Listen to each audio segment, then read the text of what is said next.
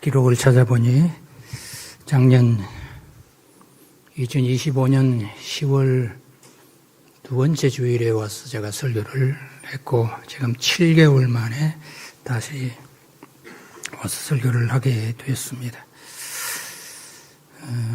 그동안에 많은 일들이 있었음을 여러분들이 다 알고 계십니다. 제가 2021년에 악성뇌 종양 수술을 받고 당시에도 의사가 시한부 선고하면서 이 병으로 아무리 수술을 잘 받고 방사선 치료를 잘 하고 항암 치료를 잘 받아도 전 세계적으로 18개월 이상을 산 사람은 없다는 그런 매몰찬 이야기를 들었습니다. 그러나 그 사이에 별다른 어떤 후유증이나 부작용이 없이 건강하게 잘 지냈습니다. 1차 수술을 받고 처음에는 3개월마다 병원에 가서 머리 MRI 촬영을 하고 재발 여부를 확인하다가 그 뒤에는 6개월마다 늘 반복을 했습니다. 갈 때마다 의사가 저를 신기한 눈초리로 쳐다보면서 이 양반이 죽을 때가 지났는데 아직도 안 죽고 멀쩡하게 그것도 휠체어에 실려온 게 아니라 두 발로 걸어서 왔네. 그런 말은 직접 안 해도 그런 눈초리로 저를 쳐다보곤 했습니다. 그러다가 지난 1월달 동말레이시아 브루네오 선교 사역 도중에 몸에 이상을 좀 크게 느꼈고 2월 3일 날 귀국을 하자마자 바로 인제대 부산백병원에 전화로 진료 예약을 잡아서 그 다음날 오후에 2월 4일 날 갔더니 여러 가지 증상을 들어보고는 이제 급하게 입원 조치를 취했습니다. 왜냐하면은 요즘 큰 병원에 MRI를 찍으려면은 2달 내지 석 달을 기다려야 됩니다. 그래서 정확한 것은 MRI를 찍어봐야 되는데 외래로 잡아서는 2달, 석 달을 기다려야 되니까 입원 조치를 취하면은 밤늦게 밤 12시나 1시나 이런 때에 MRI실에 내려가서 사진을 찍을 수 있으니까 바로 이제 입원을 해서 그날 밤에 MRI를 촬영을 했더니 그 결과가 바로 영상으로 이제 나오니까 담당 교수가 입원실에 올라와서 바로 입원실 옆에 있는 간호사들 그 스테이션으로 저를 데리고 가서 영상을 보여주면서 악성뇌 종양 재발이 확실하다고 이제 설명을 해 주었습니다. 이 병은 하루 급속하게 뇌 세포를 잠식해 가기 때문에 단 하루도 지체하지 말고 수술을 하는 것이 좋겠다 해서 그 다음 날 바로 수술실 하나를 잡아서 이제 수술을 하게 되었습니다. 그날 밤에 이제 더 젊은 의사가 와서 저를 또 머리 빡빡 깎아가지고 두 번째 출가를 시켰죠. 지금 머리가 좀 많이 자랐습니다. 지금 이제 석 달 지났으니까 오늘 설교하고 오기 위해 가지고 며칠 전에 미용실에 가서 머리도 손질을 하고 온 겁니다. 그냥 대충 바리깡으로 밀어놨던 머리가 그대로 자라니까 어수선해서 머리 그래도 손질을 하고 왔습니다. 이번 두 번째 수술을 앞두고 역시 같은 의사가 제가 목사인 줄은 이전부터 그분이 알고 있으니까 목사님 전 세계적으로 이 병 때문에 두 번째 수술을 하고 90일 이상을 생존한 사람은 단 한 명도 없습니다. 미국 대통령의 아들도 우리나라 최고의 재벌도 기타 등등 사람들 두 번째 수술을 받으면 무조건 90일 이내에 세상을 떠납니다. 그래서 제가 그날 달력을 놓고 계산해 보니까 5월 6일이 되면은 90일이더라고요. 그래서 하여튼 알겠다. 제가 그렇게 말을 했습니다만은. 그런데 오늘은 94일째입니다. 의사가 말한 90일 이상 못 산다고 했는데 90일 지났고, 이제 다음 토요일이 되면은 100일 잔치를 하려고 합니다. 두 번째 수술 받고 100일을 생존하니까, 그러기 전에 이번 금요일 날 15일 날 또 이제 가서 머리 MRI 촬영을 하고 그동안 항암 치료한 것이 얼마나 효과가 있는지를 확인하기 위해서 하고 교수 진료를 보게 되는데, 지난 4월 17일 날 진료를 보고 오면서 제가 아내가 운전한 차 안에서 그런 이야기를 했습니다. 잘 수술도 해주고 아주 꼼꼼하게 세밀하게 살펴줘서 고맙기는 한데 자기 입으로 5월 6일 이후로는 절대로 못 산다고 말을 해놓고 5월 15일 날 다시 진료 보러 오라고 날짜를 잡아주는 거는 이게 어느 말을 믿어야 될지, 혹시 그때까지 살아있으면 오라는 얘기인가, 제가 그런 불평 아닌 불평을 하고 왔습니다만은, 의사들은 자신들의 임상의 그 데이터만 가지고 하는 이야기고, 지난번에도 1년 반 18개월 이상 생존할 수 없다 했지만은 5년이 거의 다 채워갈 무렵에 정확하게 말하면 52개월째 재발이 이제 발견이 됐고, 또 이번에 이제 90일 이상 살 수 없다 했지만은 100일을 향해서 나아가고 있으니 90일이 아니라 9년, 또 그 이상 하나님이 또 생명을 연장해 주시면은 맡기신 사명 잘 감당하리라 결심을 하고 있습니다. 저희 그 부부가 아침마다 아침을 먹기 전에 상에 마주보고 앉아서 가정 예배를 드립니다. 예배를 드릴 때 홀수날은 제가 이제 인도하고 짝수날은 제 처가 이제 인도하는데, 인도자가 맨 마지막에 마무리 기도하는데 늘 그 마무리 기도 가운데 사천교회의 그 연약한 성도들 위해서, 특히 육신의 질병으로 고생하는 이들 이름을 하나하나 불러가면서 기도를 하고 있습니다. 자주 만나지는 못해도 기도 안에서 서로 영적 교류가 있음을 말씀을 드립니다. 조선 시대 왕은 총 27명이었습니다. 김영란 장도 그렇죠? 예. 27명. 왜냐, 역사 선생님이셨으니까. 외우시는 분, 태정태세 문단지에서 다 외워보시면은, 7명씩 4그룹으로 나누어져, 맨 마지막에는 이제 6번째에서 끝나버립니다. 그 가운데 총 27명의 조선의 국왕 가운데 19번째 국왕이 숙종 임금입니다. 여러 가지 개혁적인 일들을 많이 행했고, 지금으로부터 약 300년 전까지, 1720년까지 이제 왕으로서 재위를 했습니다. 이 숙종이 종종 그 민정시찰을, 즉, 백성들의 삶을 직접 살피기 위해서 행차를 많이 했는데, 한 번은 저 위쪽으로 개성 부근으로 행차를 나갔습니다.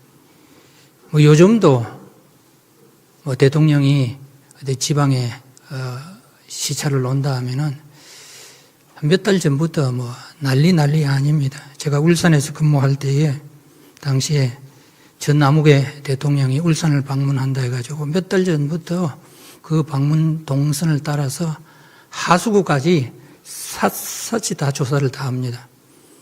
도로 양편에 있는 모든 건물들 1층부터 꼭대기 옥상까지 다 조사해서 웬만한 창문들은 다 열 수 없게 봉해버립니다. 하수구 같은 것도 다 조사한 다음에 거기다가 조사가 끝났다는 봉인 표시를 다 합니다. 그 정도로 한 나라의 위정자를 경호하는 그 절차가 복잡하고 철저합니다. 과거에는 왕의 행차는 그것보다 훨씬 더 신하들이 힘들고 어렵게 준비할 수밖에 없었습니다. 아무튼 이 숙종 임금이 개성 지방으로 행차를 하는데 개성 근방에 홀 어머니를 잘 모시는 효자 중에 효자가 한 사람이 있었습니다. 소문이 벌써 돌아서 임금님이 언제쯤 우리 고을로 지나가신다는 사실을 알게 된 그 어머니가 이미 연세가 많아서 혼자서 걷지도 못하고 거동도 못하는데 아들에게 임금님의 그 행차를 꼭 보고 싶다고 이야기를 합니다. 그러자 그 효자 아들은 어머니를 지게에 태우고 임금님이 지나가시는 그날 밖에 나갔다가 임금님의 눈에 띄게 됩니다. 사정을 알게 된 숙종 임금이 그 아들의 효성을 크게 칭찬하면서 상으로 소 한 마리와 쌀 10가마를 주도록 그 고을 수령에게 지시를 합니다. 그런데 이 사실을 알게 된 이웃집의 불효자가 자기도 임금님으로부터 상을 받고 싶었습니다. 몇 달 후에 임금님이 또 자기 마을로 지나가시게 된 것을 알게 되자 원치도 않는데 자기 어머니를 지게에 지고 임금님이 지나가시는 길가에 가서 자리를 잡았습니다. 지나가던 임금님이 그것을 보았고 또 사연을 물었습니다.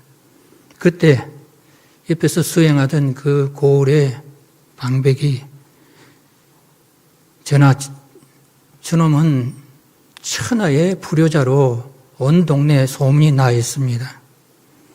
상을 받기 위해서 지금 억지로 어머니를 지게에 태우고 저렇게 나와 있는 겁니다. 상이 아니라 전 녀석에게는 엄히 벌을 내려야 됩니다라고 주청을 했습니다. 그러나 숙종 임금은 생각이 달랐습니다. 지난번 효자 아들에게 상을 준 것과 똑같은 상을 주라고 지시를 합니다. 왜냐하면 효도는 억지로 흉내 내서라도 해야 되는 일이기 때문이다. 숙종의 생각이 그러했습니다. 여러분, 자식이 자기 부모를 공경하고 부모에게 효도하는 것은 너무나 당연한 일입니다. 그래서 오늘 본문에 이것이 옳으니라 그렇게 말합니다. 옳다는 것은 당연하다. 반드시 해야 된다. 또한 하지 않으면은 잘못된 일이다. 그런 의미를 가지고 있습니다. 여러분, 하나님께서 우리에게 그 뜻을 알리시기 위하여 신구약 성경을 주셨습니다. 여러분, 신구약 성경은 결국은 압축하면은 10계명의 말씀으로 압축이 됩니다. 하나님의 형상으로 지음받은 우리가 반드시 지켜야 할 상황과 시대를 초월해서 반드시 지켜야 할 10가지의 계명, 그것이 바로 10계명입니다. 10계명은 여러분 아시는 것처럼 크게 두 부분으로 나누어집니다. 1계명부터 4계명까지는 하나님께 대한 우리의 의무를 규정합니다. 반면에 5계명에서 10계명까지 6가지는 사람에 대한 우리의 의무와 자세를 규정하고 있습니다. 그런데 10계명을 우리가 자세히 읽어보면은 1계명에서 4계명, 즉 하나님께 대한 우리의 의무는 하나님을 경외하는 것에서부터 시작됨을 알 수 있습니다. 반면에 사람에 대한 우리의 의무, 즉 5계명에서 10계명은 부모를 공경하는 것에서부터 시작됨을 알 수가 있습니다. 오늘 보면 2절에서 사도 바울은 10계명을 인용하고 있습니다. 그러면서 부모 공경이야말로 하나님께서 약속하신 복을 누리는 비결이라는 사실을 강조하고 있습니다. 동서고금을 막론하고 인간은 누구나 잘 되고 싶어 합니다. 특히 요즘과 같은 치열한 이 경쟁 사회에서 남들보다 더 앞서 승진하고 출세하고 더 많이 돈을 벌기 위해서 정말 수단과 방법도 가리지 않는 사람들이 늘어나고 있습니다. 말 그대로 자신의 살을 베어내고 뼈를 갈아서까지 성공하기 위하여 애를 쓰고 있습니다. 그런데 성경은 네가 잘 되고 땅에서 장수하리라. 성공의 비결을 3절에서 이로써 이렇게 함으로써 네가 성공하게 된다. 그것이 하나님의 약속이다 말씀하고 있습니다. 여기서 말하는 이로서는 부모 공경을 의미하고 있습니다. 여러분, 부모 공경의 구체적인 비결이 무엇입니까? 오늘 어버이 주를 맞이해서 두 가지를 살펴보려고 합니다. 첫째, 부모에게 순종해야 합니다. 미국의 제20대 대통령이었던 제임스 가필드라는 사람은 있습니다. 넉넉지 않는 가정에서 태어나서 정말 대학을 졸업하기까지도 고생을 많이 했습니다. 그럼에도 불구하고 그는 대학을 졸업하고 불과 26살의 나이에 대학 총장으로 취임을 하게 되었습니다. 결국 나중에는 제20대 미 합중국의 대통령으로 당선이 되었습니다.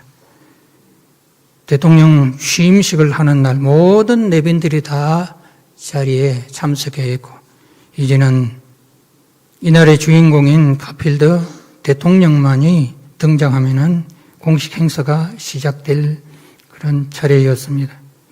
그런데 약속된 시간이 되었음에도 불구하고 가필드 대통령의 모습이 보이지 않았습니다.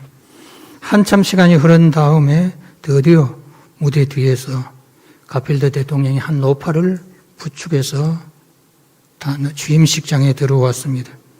그 노파는 가필드 대통령의 어머니였습니다. 어머니는 아들에게 혹시 누가 될까봐 취임식에 참석하지 않겠다고 계속해서 거절하고 사양했지만 아들이 그 어머니를 강권해서 모시고 나온 겁니다. 그날 취임식 연설에서 가필드는 이렇게 말했습니다. 내가 오늘 이렇게 영광의 자리에 오른 것은 어머니의 은혜입니다. 어머니의 말씀에 순종해서 나는 미 합중국의 대통령이 되었습니다. 부모를 공경하는 가필드 대통령의 그 효심과 순종의 모습은 취임식장에 참석한 군중들은 물론이거니와 미국의 모든 국민들로부터 큰 박수와 갈채를 받았습니다. 오늘 보면 1절에서 자녀들아 주 안에서 너희 부모에게 순종하라 이것이 옳으니라 말씀합니다. 여기 나오는 순종이라는 단어는 좀 독특한 의미를 가지고 있습니다. 그냥 말을 잘 듣는다는 그런 의미로 끝나는 것이 아닙니다. 원래 신약 성경에 쓰여진 헬라 원문에 보면은 이 순종하라라는 말은 휘파쿠오라는 단어가 사용되고 있습니다. 이 휘파쿠오는 휘포라는 전치사와 아쿠오라는 동사가 결합된 그런 복합 단어입니다. 휘포는 밑에서라는 뜻이고 아쿠오는 듣는다, 따른다 뜻을 가지고 있습니다. 그래서 합쳐서 밑에서 잘 듣고 그대로 따라서 한다는 의미입니다. 예를 들어서 용상에 앉은 왕이 어명을 내릴 때 그 어전에 있는 그 밑에 있는 신하들은 다 한마디도 빠뜨리지 않고 잘 귀담아 듣고 그대로 나가서 시행을 합니다. 대청 마루에 서서 대감이 주인 마님이 지시를 하면은 마당에서 있는 모든 식솔들은 그대로 듣고 잘 듣고 그대로 하는 것. 그런 것을 여기서 휘파쿠오 순종이라는 말로 표현을 하고 있습니다. 부모님이 말씀하실 때 자녀들이 부모를 존중하고 존경해서 겸손한 자세로 그 말씀을 듣고 그대로 행하는 것, 그것이 오늘 본문 1절에 말하는 순종의 뜻입니다. 그래서 똑같은 의미를 가진 구약성경의 말 중에는 청종이라는 단어가 있습니다. 순종과 청종은 같은 의미를 가지고 있습니다. 잠언 23장 22절에 보면 너를 낳은 아비에게 청종하고 내 늙은 어미를 경히 여기지 말지니라 말씀합니다. 그렇다면 좀 더 구체적으로 어떻게 해야 부모에게 순종할 수 있습니까? 오늘 보면 1절에 자녀들아 주 안에서 너희 부모에게 순종하라 말씀합니다. 그런데 많은 사람들이 이 구절에 뜻을 오해하고 있습니다. 부모님의 말씀과 하나님의 말씀이 서로 충돌하고 상반되는 경우를 염두에 두고 사도 바울이 이 구절을 교훈한 것으로 오해를 합니다. 그래서 상당수의 그리스도인들이 하나님의 말씀을 거역하지 않는 범위 한도 내에서 부모님의 말씀에 순종하면 된다. 그런 의미로 받아들입니다. 그러나 사도 바울이 그런 의미로 이 구절을 기록한 것은 결코 아닙니다. 사도 바울이 이 구절을 기록한 것은 부모에게 순종하는 것과 하나님께 순종하는 것이 동일한 사안임을 강조하기 위함입니다. 당시 하나님께 순종한다는 명분으로 부모에게 불순종하고 거역하던 이스라엘 백성들, 유대인들이 많이 있었습니다. 특히 바리새인들이 그렇게 했습니다. 그들은 하나님께 드리고 헌신한다는 명분으로 부모에 대한 효도의 의무를 저버렸습니다.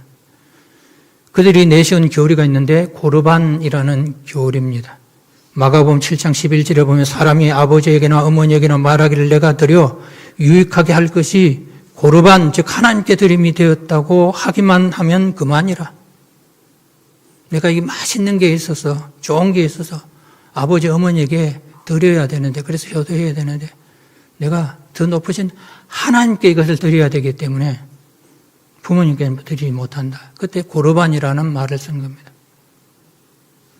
고르반이라고 외치고 부모님께 안 드려도 죄가 안 된다. 오히려 믿음이 좋은 거다. 바리새인들이 그렇게 가르쳤습니다. 그러나 예수님께서는 이런 바리새인들의 잘못을 책망하시면서 눈에 보이는 부모를 공경하지 않으면서 눈에 보이지 않는 하나님을 경외한다는 것은 불가능함을 말씀하셨습니다. 부모의 권위에 순종하지 않으면서 하나님의 주권에 순종하기는 어렵습니다. 부모의 말씀에 순종하지 않으면서 하나님의 말씀에 순종하기 어렵습니다. 적어도 자녀들에게 있어서 모든 부모는 이 땅에서 하나님의 대리자입니다. 우리의 생명의 궁극적인 주인은 하나님이신데 하나님께서 우리의 생명을 우리의 부모를 통하여 허락해 주셨고 하나님께서 궁극적으로 우리를 먹이시고 입히시고 길러주셨는데 부모를 통하여 밤잠을 제대로 이루지 못하고 진자리 마른자리 가리지 않는 부모의 그 수고를 통해서 하나님이 우리를 보살피고 길러주셨기 때문입니다. 바라기는 우리 사천교회 모든 성도들 주 안에서 부모에게 순종하는 성도들이 되시기를 주의 이름으로 축원합니다. 그것이 바로 하나님을 경외하고 그 말씀에 순종하는 비결입니다. 두 번째, 부모를 공경하기 위해서는 부모님을 기쁘시게 드려야 됩니다. 어느 도시에 제법 효자라고 소문이 난 사람이 있었는데 인근 시골에 또 효자라고 크게 소문난 사람이 있다는 얘기를 듣고 찾아갑니다. 시골 효자 집 앞에 도착해서 한참 기다리는데 해가 거의 질 무렵이 되니까 한 청년이 나무찜을 가득 짊어지고 집으로 돌아왔습니다. 그러자 부엌에서 일하고 있던 그 집의 늙은 어머니가 밖으로 마당으로 뛰어나오더니 아들의 그 무거운 나무찜을 도와서 받쳐서 내려놓고 급히 부엌으로 다시 들어가더니 대야에 따뜻한 물을 담아가지고 나왔습니다. 그런 아들을 마루에 걸터 앉히고 아들의 발을 어머니가 씻겨 주기 시작합니다. 그 광경을 보고 있던 도시 효자가 나중에 시골 효자에게 화를 내면서 책망을 합니다. 여보게 자네는 어찌 늙고 기력이 없으신 어머니께 자네의 발을 씻기도록 한다는 말인가? 자네가 효자라는 소문은 손 엉터리야. 그렇게 책망을 했습니다. 그러자 시골 효자가 대답하기를 저는 효도가 무엇인지 정확하게 잘 모릅니다. 다만 제 어머니께서 기뻐하시는 일에 무엇이나 순종할 따름입니다. 그 말을 듣게 되자 도시 효자가 크게 깨달았습니다.